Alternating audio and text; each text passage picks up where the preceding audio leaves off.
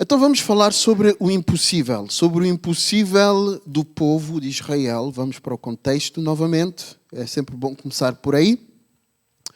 E falar sobre o impossível para eles. E o que é que motivou Deus a transmitir esta promessa ao seu servo, o profeta Ezequiel, sobre este impossível que Deus ia tornar possível. Lembrar, em primeiro lugar, e vemos isso no capítulo 2, já falei disso também há umas 2 semanas atrás, que Ezequiel, o profeta, foi enviado para transmitir a mensagem de Deus num contexto muito difícil a um povo de Israel cujo coração não estava voltado para Deus.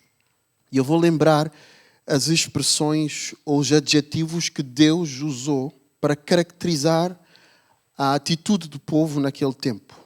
Deus chamou ao povo uma casa rebelde, filhos de semblante duro e obstinado de coração, não é? E, portanto, que estavam numa condição espiritual que realmente fazia com que eles não estivessem importados com a vontade de Deus. E eles estavam, lembrem-se também, mergulhados na idolatria. Como é que um povo que tem o coração rebelde, que tem um semblante duro, e isto é uma expressão que tem a ver com a atitude deles para com Deus, está obstinado a fazer o mal, como é que se pode tornar um povo que ama a Deus, um povo obediente a Deus, um povo que deseja Deus e que deseja fazer a vontade de Deus? Lembrem-se também da condição social e política do povo. O povo de Israel estava debaixo do domínio, não é? Dos caldeus, naquela época.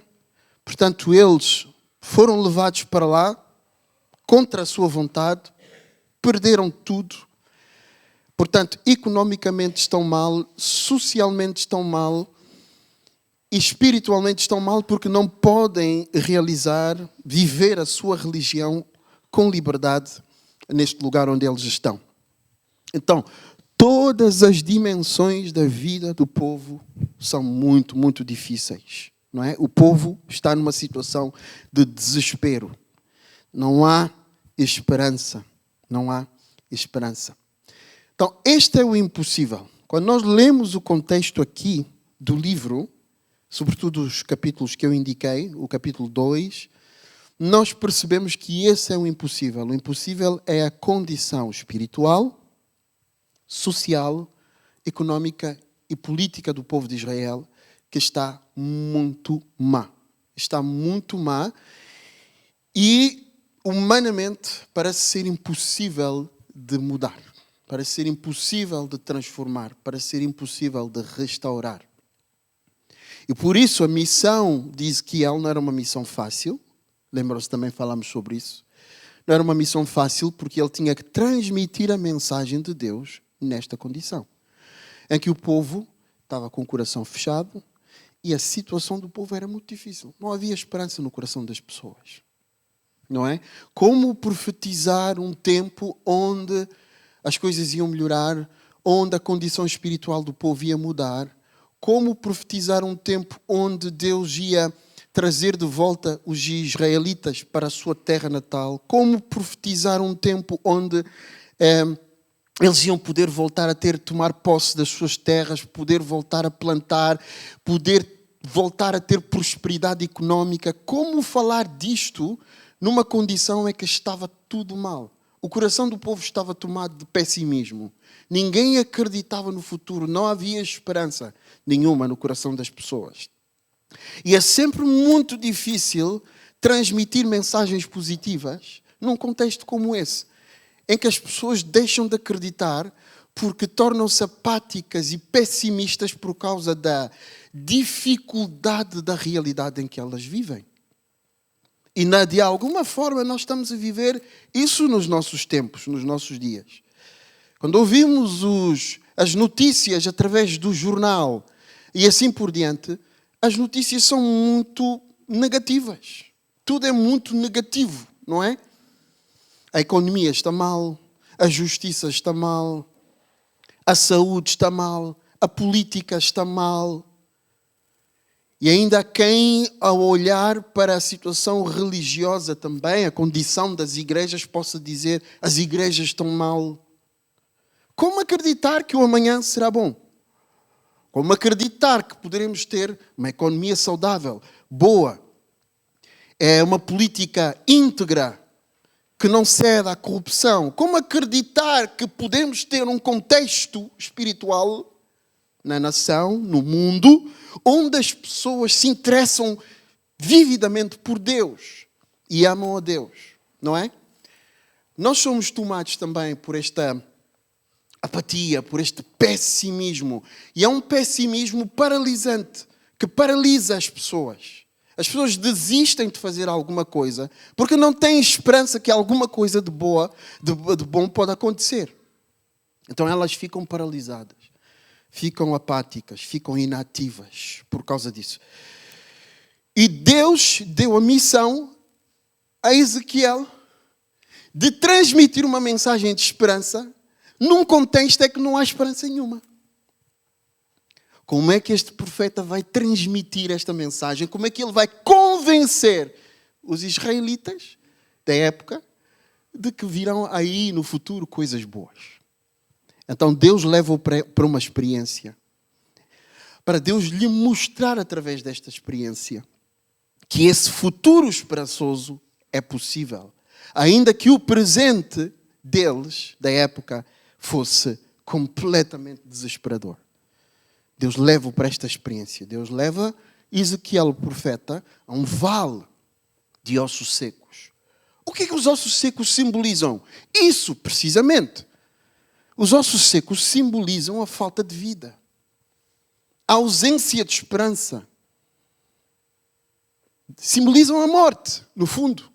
Porque a morte é a condição, a última condição humana, que é irreversível. A morte, supostamente, não é? É irreversível. Os ossos secos são uma condição de morte. Uma condição que não é reversível. Chegamos ao limite. Já não há nada a fazer. O povo não responde a Deus. A economia está mal. A sociedade está mal. Está tudo mal. É irreversível. É isso que os ossos secos simbolizam. Deus leva-o a olhar para os ossos secos. E Deus faz-lhe esta pergunta. É um desafio de fé para Ezequiel, o profeta. Porque ele é o profeta que Deus escolheu para levar a mensagem de esperança. E o profeta tem que acreditar que há esperança. Como é que um profeta vai profetizar? Como é que alguém vai fazer a missão se não tem nenhuma expectativa de que Deus possa fazer alguma coisa? Deus faz-lhe esta pergunta. Filho do homem, olha para estes ossos secos. Será que estes ossos secos, símbolo de morte, de irreversibilidade, de dificuldade, de falta de esperança, será que esses ossos secos podem voltar a viver? Será que eles podem ganhar carne? Será que eles podem ganhar tendões? Será que eles podem ganhar pele? E será que podem realmente tornar-se almas viventes? Este é o impossível que estava diante do profeta. E aí o profeta tem um exercício dificílimo. Porque ele tem que responder a esta pergunta difícil. E ele aponta para Deus e diz: Senhor, tu o sabes. E é uma resposta correta, teologicamente. Porque se Deus é Deus, Ele é soberano, tem domínio de todas as coisas, sabe o passado, o presente e o futuro, e Ele pode fazer qualquer coisa, sim. Obviamente que Ele é que sabe a resposta, não é? E nós, por vezes, para facilitar a nossa tarefa em situações assim, também atiramos as coisas para as mãos de Deus. Fazemos este refúgio à nossa teologia, da soberania de Deus, e dizemos: Deus é que sabe. Se as pessoas vão viver ou vão morrer, Deus é que sabe. Se as famílias vão estar estruturadas e saudáveis, Deus é que sabe. Se a política pode melhorar, Deus é que sabe. Se o futuro pode ser melhor ou não, Deus é que sabe. Se as pessoas podem vir a Cristo ou não, Deus é que sabe. Agora, Deus devolve ao profeta a responsabilidade. E Deus diz-lhe, filho do homem, profetiza. Deus é que sabe, mas eu não vou. Deus no fundo está a dizer, não, eu não vou descer do céu e vou resolver esta situação. Não. Eu vou agir, sim, vou agir. Mas tu que és o profeta, não és o profeta? Não foste tu quem eu escolhi como profeta? Sim. Então profetiza. Usa a palavra e profetiza para que estes ossos secos ganhem tendões, ganhem carne e pele e se tornem novamente alma vivente. É impossível? É, mas profetiza então sobre o impossível. Profetiza sobre o impossível para que o impossível se torne possível. Tens fé em mim? Sim. Não foste enviado pelo Deus Todo-Poderoso que criou todas as coisas? Sim. Então profetiza. Que grande desafio, não é? Não se trata apenas de se encostar na soberania de Deus e dizer, Deus é que sabe. Oh Senhor, tu é que sabes. Sim, eu sei, mas eu enviei-te como profeta. Eu enviei-te como profeta. Então profetiza. Profetiza.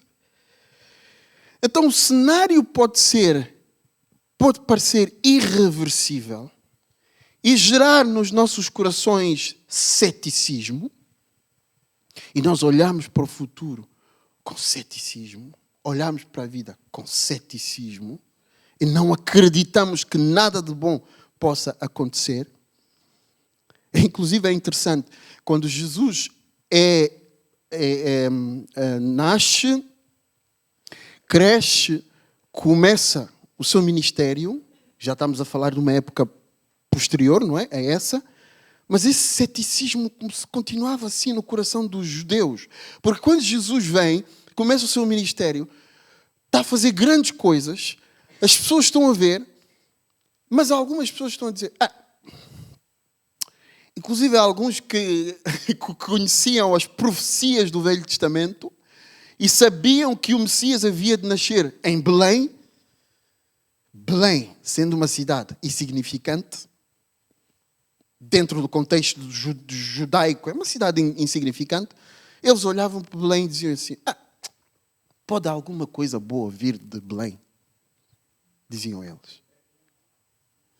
Pode alguma coisa boa vir dessa cidade insignificante? Ceticismo. Ceticismo paralisante. Estamos paralisados por causa do ceticismo. Mas Deus pode reverter aquilo que parece impossível e torná-lo possível. Deus pode fazer isso. Lembram-se do que eu vos disse no passado?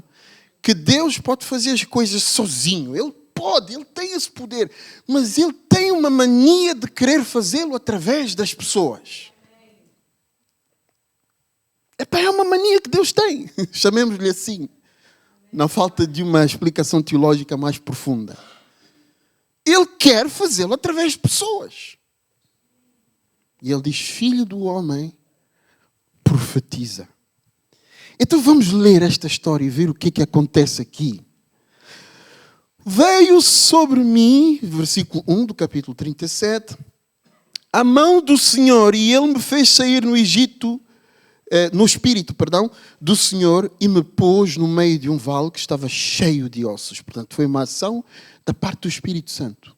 O Espírito Santo, tal como aquele texto em que diz que Jesus, pelo Espírito, foi levado para o deserto. Não é? É o mesmo tipo de situação. Foi o Espírito Santo que levou Ezequiel para esta situação. E me fez passar em volta deles, desses ossos. E eis que eram muito numerosos sobre a face do vale. E eis que estavam sequíssimos. Muitos ossos e completamente secos. Portanto, é mesmo aqui uma imagem de pessoas que estão mortas já há muito tempo. Os ossos já secaram ao máximo. Portanto, não há nada a fazer. Não há nada a fazer. E me disse, filho dos homens, porventura viverão estes ossos? E eu disse, sim, Senhor, tu o sabes. Então me disse, profetiza sobre estes ossos e diz-lhes, ossos secos, ouvi a palavra do Senhor. Assim diz o Senhor Deus a estes ossos. Isso parece loucura, uma pessoa falar com ossos secos e a ordenar a ossos secos que voltem a viver. Assim diz o Senhor Deus a estes ossos: eis que farei entrar em vós o Espírito e vivereis. Assim diz quem? O Senhor. Portanto, a palavra, a profecia, veio da parte de Deus. Mas quem é que está a transmitir a profecia? O profeta. O profeta é um instrumento nas mãos de Deus para transmitir a profecia que vem da parte de Deus. A fonte da palavra é o Senhor, mas o transmissor da palavra é o profeta. E então disse-me: profetiza sobre esses ossos e diz-lhes: ossos secos, ouvi a palavra do Senhor. E assim diz o Senhor a esses ossos: eis que farei entrar em vós o Espírito e vivereis. Eis que farei entrar em vós o Espírito e vivereis. É impossível, de acordo com a realidade que ele tinha à frente dele, é impossível. Ossos secos, de pessoas que já morreram há muito tempo, não podem voltar a viver. Mas é preciso fé para acreditar em Deus, confiar nas palavras do Senhor, crer que é Deus quem faz a última realidade, que é Deus quem constrói a realidade, crer que Deus pode fazer o que Ele quiser, crer que Deus pode reverter qualquer cenário para ter fé para poder falar desta maneira.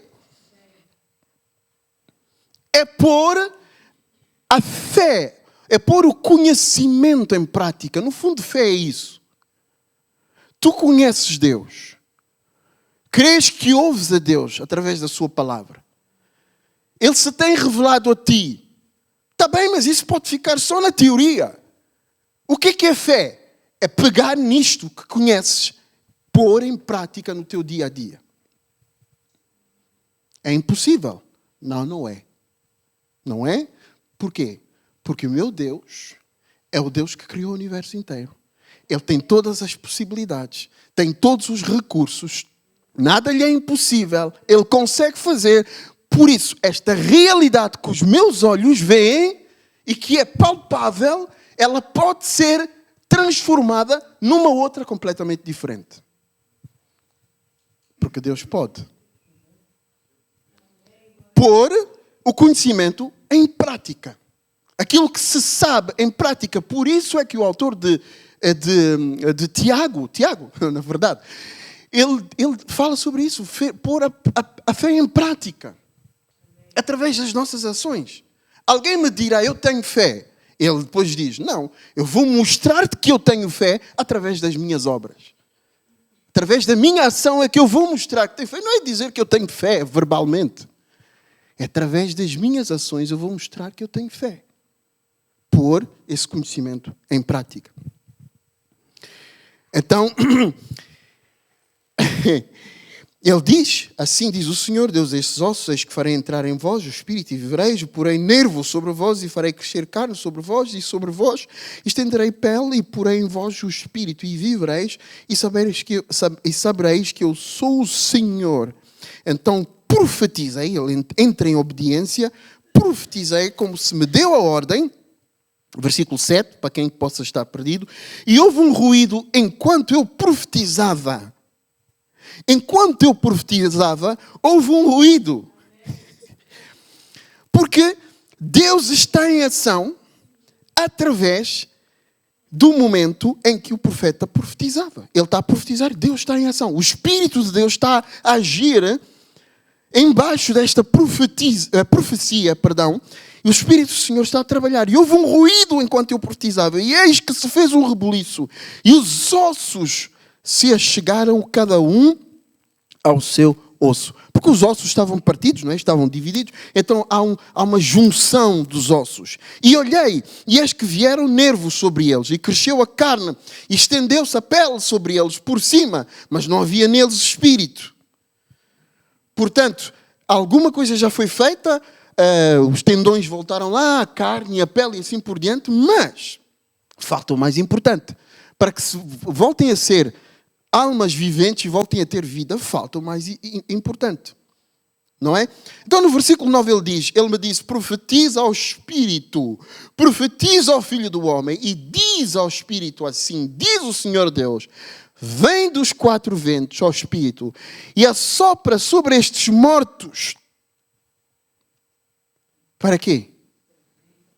Para que vivam.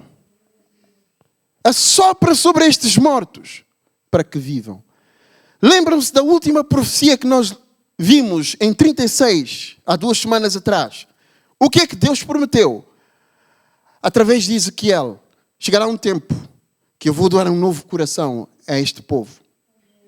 Vou-lhes dar um novo coração, vou tirar o coração de pedra, vou pôr um coração de carne. Vou limpá-los, vou purificá-los da idolatria. E eu mesmo colocarei o meu espírito neles. E eles serão o meu povo e eu serei o seu Deus. Eu colocarei o meu espírito neles. Ezequiel está a ter uma antecipação do cumprimento desta promessa que Deus lhe deu uns tempos atrás. Não é? E profetizei como ele me deu ordem. Então o Espírito entrou neles. E viveram. E se puseram em pé. Um exército grande e em extremo. Então me disse, filho do homem, estes ossos são toda a casa de Israel. Agora o Senhor a explicar a profecia, a explicar a visão ou a situação. Eis que dizem, isso é a casa de Israel séptica, a casa de Israel pessimista, a casa de Israel desesperada, a casa de Israel desanimada. Ele diz, eis que dizem, os nossos ossos se secaram, ou seja, já não há vida, acabou. E pereceu a nossa esperança, morreu a nossa esperança. E nós mesmos hoje estamos cortados. Ou seja, acabou. A graça de Deus já não está conosco. Acabou. Estamos completamente desamparados. Era esse o discurso do povo de Israel. Qual é o vosso discurso hoje? Como está o vosso coração? Como estão os vossos pensamentos? Como está a vossa atitude hoje? Relativamente à vida, relativamente ao futuro. Como está o vosso coração hoje? E esta pergunta não é para vos censurar ou censurar a vossa consciência, mas pelo contrário é para fazerem uma avaliação da condição do vosso coração e da vossa consciência. E talvez as vossas consciências e os vossos corações estejam a precisar deste ânimo que a palavra de Deus dá. Aqui. Assim diz o Senhor. Então me disse, filho do homem, esses ossos são, já lemos isso, portanto profetiza e diz-lhes, assim diz o Senhor, eis que eu abrirei os vossos sepulcros e vos farei subir das vossas sepulturas, ó povo meu, e vos trarei a terra de Israel.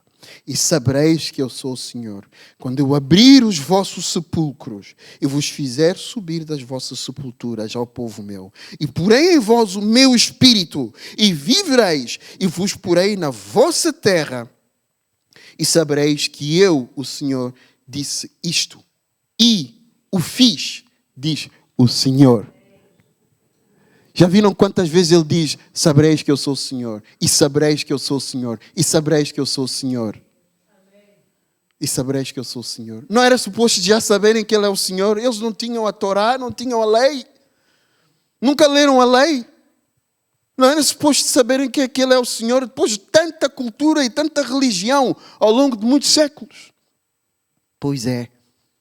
É possível que uma pessoa se torne tão religiosa no seu dia a dia que cumpra todos os rituais da religião, mas que se tenha esquecido completamente de quem é Deus. É possível.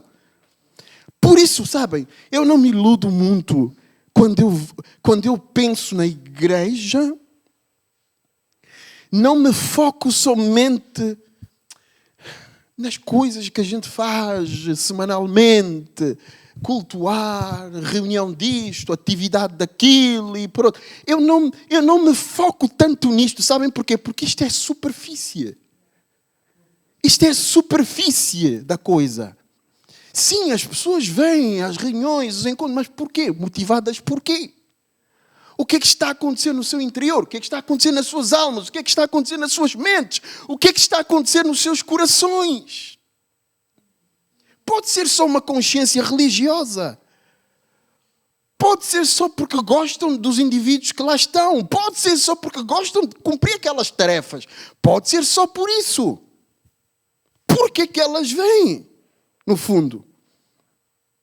Estão a ver? Porque na verdade, trata-se, na essência é disto que se trata. Na essência trata-se de conhecer o Senhor. De amá-lo, de conhecê-lo intimamente, de ter experiência com Ele. Experiência com Ele. Conhecer Deus, antes de conhecer a instituição da igreja, as doutrinas da igreja, os estatutos da igreja, tudo isso é importante, não estou a desvalorizar nada disso. Mas primeiro é conhecer Deus. Amá-lo. Entender quem Ele é, mas não é só intelectualmente. É um conhecimento que, a certa altura, torna-se um conhecimento de experiência. De experiência. E é por isso que Deus, às vezes, deixa-nos passar por situações difíceis. Porque a experiência, as dificuldades aprofundam a nossa experiência com Deus. Aprofundam-nos. Porque senão somos só muito superficiais. E às vezes o Senhor permite. Vamos aprofundar aqui um bocadinho. Vais-me conhecer agora, sério. Então, vou-te deixar passar aqui por um vale para que tu finalmente me conheças. Porque tens estado comigo neste meio, mas talvez não me conheces ainda. Então, o Senhor fala aqui desta profecia, onde o impossível se torna possível. Onde os ossos secos ganham vida. Então, há vida em Deus. Há vida em Deus. Há esperança em Deus. Há esperança em Deus. Disso tenho a mais segura e a mais convicta certeza. Há esperança em Deus. Mesmo em meios de grande dificuldade, há esperança em Deus. O problema é que muitas vezes nós pensamos em termos totalitários. Queremos ver tudo bom. Queremos ver tudo a mudar. Toda a gente a mudar. Todos os acontecimentos. Não há promessas de que tudo vai mudar de forma absoluta. Quer dizer, mas não é nesta época. É quando o Senhor voltar. Enquanto Ele não volta, não vai haver esta realidade em que tudo muda. Tudo é perfeito. Toda a gente muda. A igreja é perfeita. O mundo é perfeito. Isto não é para agora. Mas enquanto o agora ainda tem problemas, há esperança. Porque alguém poderá pensar, mas na minha igreja não estamos a ver a mão de Deus. Na minha igreja não estamos a ver o agir de Deus. E encher-se desse pessimismo, desse ceticismo, desta apatia espiritual. Nada está a acontecer, nada está a mudar. Mas olhem, se formos examinar com profundidade, talvez sim, Deus está a trabalhar através de indivíduos. Eles talvez não te dizem, eles talvez não testemunharam ainda. Tu talvez não ouviste ainda as suas histórias. Mas Deus está a trabalhar. O nosso mundo está tudo mal, nada acontece, parece que Deus nos abandonou. Deus nos abandonou. Não, isso é porque nós analisamos o mundo com viés que nos é dado pela comunicação social.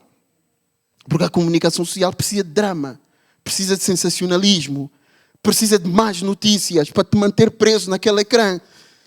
Vocês já viram a rapidez com que saíram da Ucrânia e foram para o Médio Oriente? Os mesmos repórteres que eu via na Ucrânia estão quase todos hoje no Médio Oriente. Então a guerra da Ucrânia já acabou? Não, não acabou. Simplesmente o viés mudou. O foco mudou.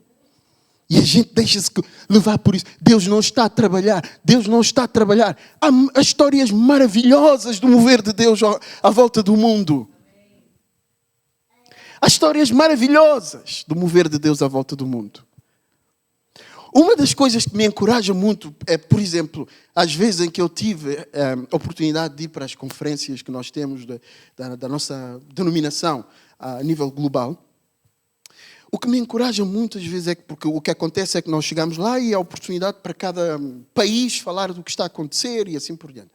E quando nós ouvimos aquelas histórias todas, eu dizia, mas Deus está a trabalhar. Deus está a trabalhar.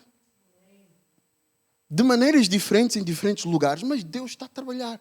Pessoas a entregar-se a Cristo, pessoas interessadas pela salvação, famílias a serem restauradas, uma série de coisas. Pessoas, inclusive, ouvi histórias de pessoas, histórias incríveis de países onde a pobreza impera e não há esperança nesse nível. Pessoas colocarem em prática ideias que não lembram ninguém, e através destas ideias conseguirem empregar outras pessoas e criar uma base económica melhor. Quer dizer, Deus está a trabalhar. O mundo quer nos manter focado na ideia de que está tudo mal. Mas não está tudo mal. Deus está a trabalhar. O Titanic, quando estava para afundar-se, a certa altura, o afundar-se tornou-se irreversível. Mas isso não quer dizer que não desse para salvar ninguém. O Titanic afundou-se, como sabemos. Mas muita gente foi salva naquele processo e muitos reconstruíram as suas vidas. Se forem ao YouTube, há alguns dos sobreviventes a contarem a história da sobrevivência e o que fizeram depois para reconstruir as suas vidas. Mas quem for guiado pelo pessimismo, vai só focar no barco que afundou. O barco afundou. O barco afundou. Sim, o barco afundou. Mas houve muita gente que foi salva naquele barco. O mundo pode estar a caminhar para um caminho irreversível de decadência. Mas neste processo, Deus está a salvar muita gente. Deus está a abençoar muitas vidas. Deus está a transformar muitas casas. Deus está a transformar países inteiros neste processo. Em África, por exemplo, há exemplos de países onde a política, o governo, um governo inteiro se pôs a jejuar e a arrepender-se pelos seus pecados e pelos pecados da sua nação. Há exemplos desses em África. O governo inteiro faz jejum para se arrepender dos pecados da nação e dos antepassados da nação. E o governo inteiro decreta que toda a gente deve se pôr a orar para entregar a nação ao Deus do universo, ao Deus Criador. Vocês ouvem disso? Não. É só notícias negativas, notícias negativas, notícias negativas. Deus não está a trabalhar, Deus nos abandonou, Deus não pode fazer mais nada, Ele fez no passado, mas não continua a fazer hoje. Olhem, vejamos as coisas com uma outra perspectiva, a perspectiva do Espírito, a perspectiva de Deus, e vamos ver como Deus está a trabalhar. Nós, vou terminar com isto, somos o povo da esperança. Meus caros, nós somos o povo da esperança. Nós não somos o povo do desespero, da apatia, da incredulidade. Nós não somos esse povo. Quando tiveres a comportar-te assim, quando a tua mente tiver a entrar neste patamar, neste estado, luta contra isto, porque tu não és assim. Essa não é a identidade de Cristo em ti. Não é a identidade de Cristo em ti. Não, o Senhor está vivo, o Senhor continua, Jesus ressuscitou, Ele está presente na igreja e Ele vai continuar a sua obra até Ele voltar. Vai continuar a salvar vidas, vai continuar a converter, vai continuar a transformar famílias, vai continuar a transformar economias, vai continuar a transformar sociedades. E esta fé leva-nos à ação. Por que eu vou fazer alguma coisa? Por que eu vou participar? Por que eu vou usar o meu tempo? Por que eu vou usar os meus dons? Por que eu vou colocar a minha energia, a minha expectativa, a minha esperança, as minhas forças? Porque eu creio que Deus ainda pode fazer. Eu posso não saber exatamente como, nem quando, nem de que maneira. Isto é parte de Deus. Mas eu posso crer. Eu posso me entregar completamente a Deus. Eu profetizei como Ele me deu ordem. Então o Espírito do Senhor entrou neles e viveram e se puseram em pé um exército grande e extremo. A minha oração é que o Espírito Santo elimine qualquer espírito de derrota, de derrotismo, de falta de confiança, de desespero total, de pânico e de apatia e de ceticismo que possa reinar aqui no nosso meio. No nome de Jesus, eu oro para que reine aqui um espírito diferente.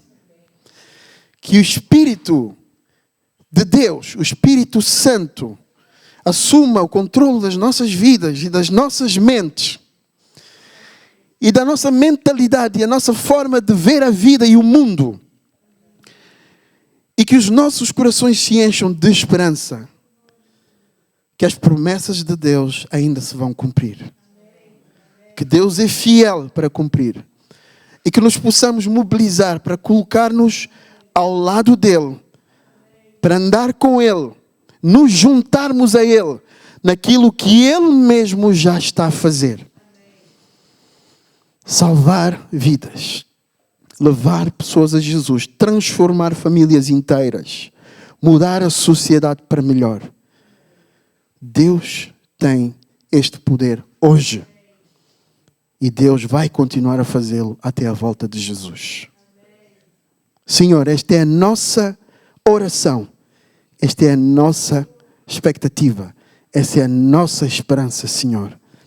Não nos deixes ser derrotados, Senhor, com aquilo que é a nossa realidade, enviesada por uma perspectiva de pânico, possa trazer, Senhor. Mas, ó Deus, Tu disseste, através de Jesus, que o Espírito Santo vinha para nos conduzir na verdade.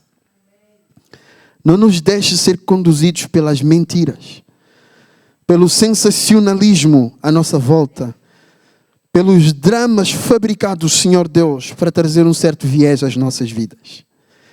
Mas ajuda-nos a viver o dia a dia, mesmo que a realidade seja difícil, guiados pela Tua verdade, Senhor.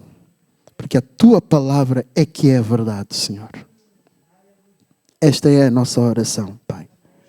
Que comecemos a ver mudanças na linguagem nesta igreja, na forma como falamos, na forma como pensamos, na forma como vemos as coisas, na forma como agimos. Que isso comece na nossa vida pessoal, que se alaste para a nossa família, que se estenda para as nossas amizades e que seja visível também no seio da Tua igreja, Senhor. No nome poderoso de Jesus. Amém.